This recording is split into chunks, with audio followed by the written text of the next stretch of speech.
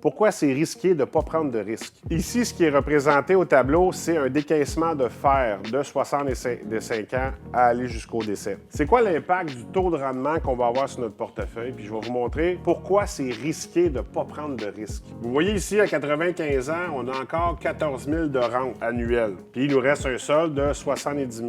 Si je change, puis finalement, on dit, bien moi, j'en veux pas de rendement. Je veux pas placer mon argent, je le laisse dans mon divan.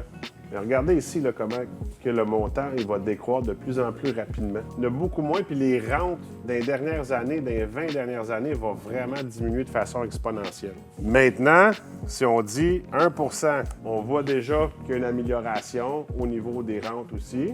Pourquoi on dit « Ah, mais ça me dérange pas, moi, d'avoir toujours le même montant? » Non, parce que ton 12 120 là, bien, d'année en année, il a beau monter un petit peu pendant un bout, là, mais ça ne couvre probablement pas l'inflation ici. Là. On se dit, OK, je vais générer 5 % par année. Bien là, suite, encore une fois, les montants sont plus importants, vont grandir, puis ainsi de suite. L'important, c'est pas de prendre des risques que vous n'êtes pas capable de prendre puis que vous n'êtes pas à l'aise de prendre.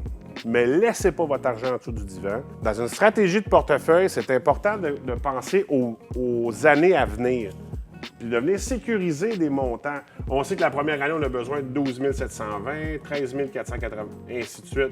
Mais ces sommes-là qu'on a besoin, si on prend 5 ans en avant, bien ici, quand on prend la stratégie de retraite, OK, bien les 5 ans en avant, ça, c'est des montants qui sont sécuritaires. On les place pareil. C'est important, qu'ils vont générer, mais dans de la sécurité. Le reste du portefeuille, on peut se permettre d'aller chercher plus de rendement. Je ne dis pas de prendre des choses hyper à risque. Il y a des façons, il y a des compagnies, il y a des types d'actions qui sont beaucoup plus sécuritaires, quoique c'est des actions, mais qui sont plus sécuritaires et qui peuvent permettre de faire plus de rendement. Là, je ne prenais pas le 6 en exemple ici parce qu'un 6, c'est un portefeuille qui est quand même croissance là, sur le long terme.